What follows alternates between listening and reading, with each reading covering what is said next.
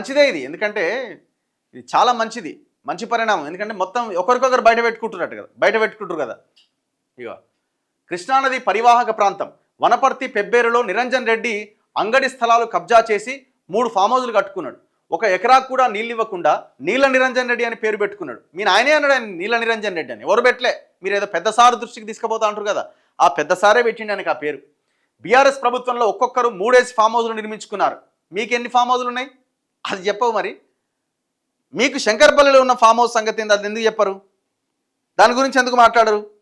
జాగృతిలో పనిచేసిన వాళ్ళని కూడా అరెస్టు చేయించి ఆ ఎస్ఓటి పోలీసులతో అరెస్ట్ చేయించి వాళ్ళని కొడుతుంటే రాక్షసానందం పొందిన చరిత్ర కూడా మీకున్నది. మర్చిపోయారేమో. పేర్లు చెప్పమంటారా ఎవరెవరిని అరెస్ట్ చేసినారో? మీ జాగృతిలో పనిచేసిన శరత్ని మీరే కదా పోలీసులు తీసుకెళ్ళిపోయింది. మన కాళోజీ దాసరి శ్రీనివాస్ని మీరే కదా అరెస్ట్ చేయించింది. ఇవన్నీ చరిత్ర మర్చిపోయారు. అప్పుడే వాళ్ళు కూడా బీసీలే. మరి ఈయనేమంటుండు, లిక్కర్ రా అని అంటుండు. తెలంగాణ జాగృతి అధ్యక్షురాలు కవితలాగా తాను అడ్డంగా బుక్కై జైల్లో ఉండి రాష్ట్రంలోని మహిళల మనోభావాలు బజారు కీడ్చేలా లిక్కర్ రాని అని పేరు తెచ్చుకోలేదని మాజీ మంత్రి నిరంజన్ రెడ్డి విమర్శించారు.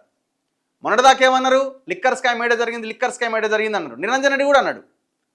ఇప్పుడు ఆమె డైరెక్ట్గా నేను అటాక్ చేసేసరికి నువ్వు లిక్కర్ రాని అంటుండు. అయిపోయానా? దొంగలు దొరికినట్టే కదా ఇప్పుడు.